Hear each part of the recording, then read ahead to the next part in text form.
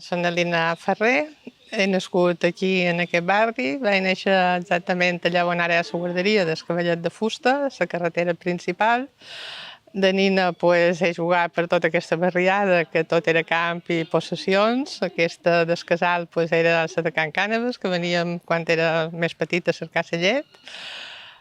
Després hi havia Can Salí, hi havia Can Forners, Can Don Mar, que se va destruir, diguem, perquè estava enmig de l'urbanització.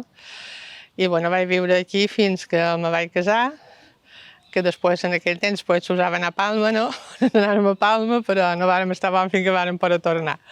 Enyoràvem el barri i després he estat bastant vinculada, he fet bastanta vida aquí, he estat monitora de manualitats molt d'anys en l'associació veïnal anterior a la que hi ha ara, a l'edifici de Car Vicari.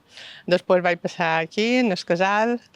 Ara som la tesorera de l'associació del Club de Gent Gran, també som vocal d'aquí de l'associació veïnal. I bueno, també estem bastant vinculats amb el monestir, perquè sempre hem duit un poc, juntament amb molt d'altres, les festes. Els meus sogres ja varen començar i nosaltres varen seguir la tradició.